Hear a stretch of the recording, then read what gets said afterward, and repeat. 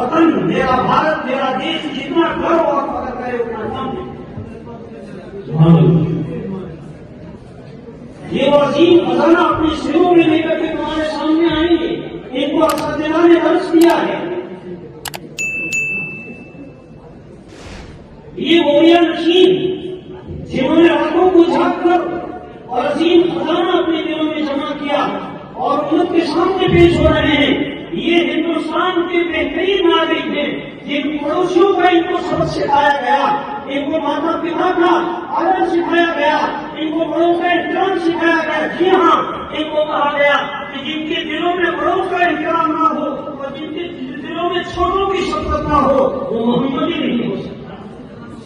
اور یہ ڈاکٹر صاحب کہہ رہے تھے 2 دن سے میرے گھر میں کوئی مہمان نہیں آیا. میرے آقا صلی اللہ علیہ وسلم نے فرمایا 3 مرتبہ فرمایا اللہ لا یؤمن اللہ لا یؤمن اللہ لا یؤمن. دوسری سال یہاں تشریف فرمایا اللہ کی قسم مومن نہیں, اللہ کی قسم مومن نہیں, اللہ کی قسم. کون کہہ رہا ہے اور کہاں کہہ رہا ہے؟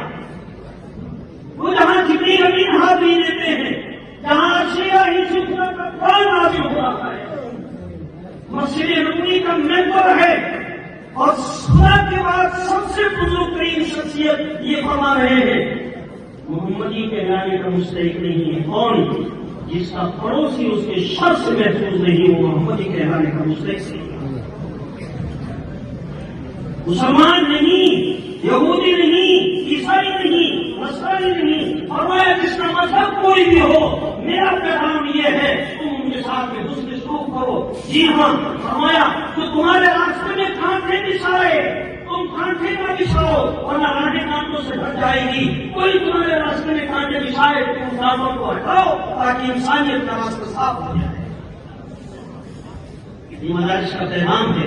اور نوجوان ساتھیوں, ان اساتذہ کام کا یہی پیغام ہے.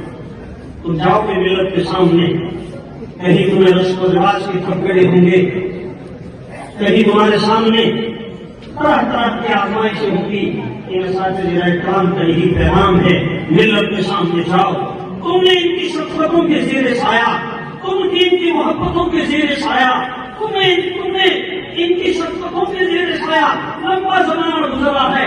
اب ان کی دعائیں لے کر تم میدان میں جاؤ اور صحیح معنی میں عملی اعتبار سے امت کے سامنے قرآن اور شریعت کا پیغام پہنچاؤ. یہی اساتذہ کرام کا پیغام ہے.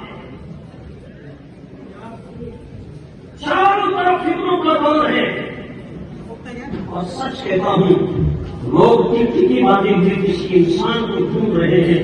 انسانیت کا شوق اور انسانیت کا ایک پیغام سننے کے لیے پوری انسانیت ترس رہی ہے.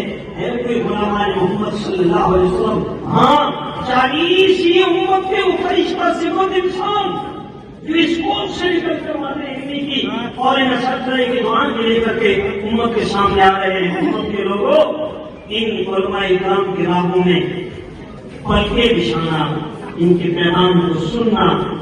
انہوں نے بڑی محنتوں سے اپنے اساتذہ کرام کے زیر سایہ انہوں نے علوم حاصل کیے ہیں اور بڑی شفقتوں کے زیر سایہ بڑے ہیں. تمہارے سامنے آئیں گے تو ان کو اپنے اساتذہ کرام کی محبتوں کا اور ان کا شفقتوں کا بدل دینا, ہاتھوں ہاتھ لینا اور اس ملک کا جو ہے وہ ایمانداری, امانتداری, دیانتداری, سچائی, ان ساری چیزوں کو اس ملک اور مادر وطن کو ضرورت ہے.